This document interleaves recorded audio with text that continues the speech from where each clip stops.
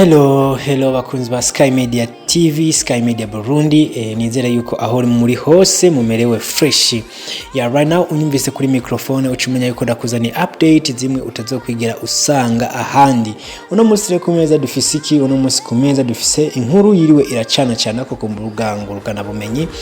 Inkuru y'inca mugongo yari yatumye abantu benshi bababara, ariko nubwo byaje guhera ariko ikaba yatumye abantu benshi bari bababaye, na cyane abakunda umuziki wo muri East Africa, umuziki wo muri Africa. Ni mu gihugu kibanyi ca Tanzania, aho umuririmbyi Diamond Plutnumz yazindutse afutigwa channel yiwe ya YouTube. Ni channel yiwe yari yafuswe cyangwa se yari yahagaritswe ikiringo kingana n'amasaha ashika kuri 6 canke 8. Diamond Plutnumz rero channel yiwe ifise ababone miliyoni 6 n'ibihumbi amajana 5, ikaba yahagaritswe igihe cy'isaha 6 cyose, ikaba yamaze isaha 6 zirenga n'iminota hejuru gutyo yahagaze. Abantu rero benshi batanguye kwibaza ni igiki cyari cyatumye ino channel ya Diamond Plutnumz iva ku murongo, ni igiki cyari cyatumye ino channel ya Diamond Plutnumz ikugwa kuri YouTube ndetse n'indirimbo ziwe zose zigahanagurwa. Abantu bose batanguye kwimvira CSK Diamond yoba yakoze iriye kosa yagize gute. Ivyo byose rero bikaba ari ibintu ni inkurikizi.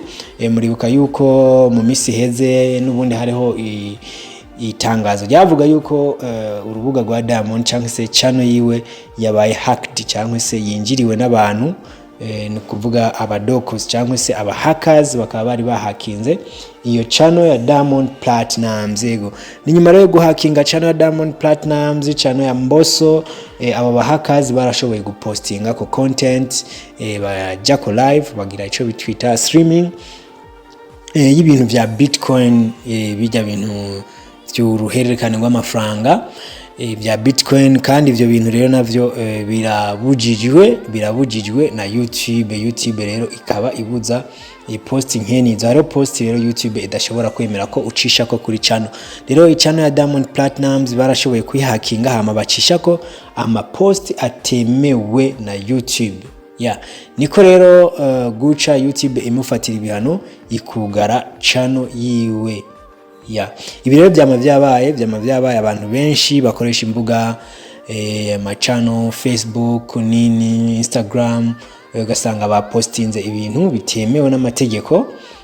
Bamaze kubipostinga ibintu bitemewe n'amategeko, hama bene imbuga bakavuga ati ibi bintu turaguhaye gasopo, bikoze rimwe kabiri baca baguhagarikira. Rero ikosa Diamond Plutnumz bamuhoye nuko izo post zo bazaraciye kuri channel yiwe, nicyo kintu cyatumye baca bamuhagarikira. Ni kuvuga rero YouTube yo ntibaba baziti na akabamuhakinze canke se byagenze gute, bo bakira kuraba ati iki kintu caciye kwino channel yiwe bagahita bakugarira.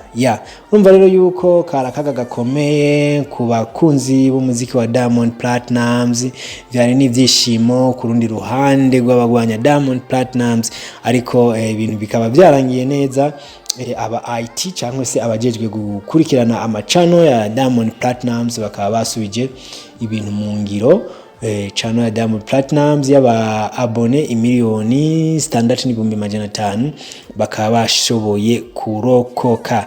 Ngira ngo rero bari bavyumvise, uribaza byagenze gute, byaje gute. Ni kuvuga ko YouTube ntiyigera yemera amakosa itigera yemera, bica bituma igushira mu bihano ikakugarira urubuga.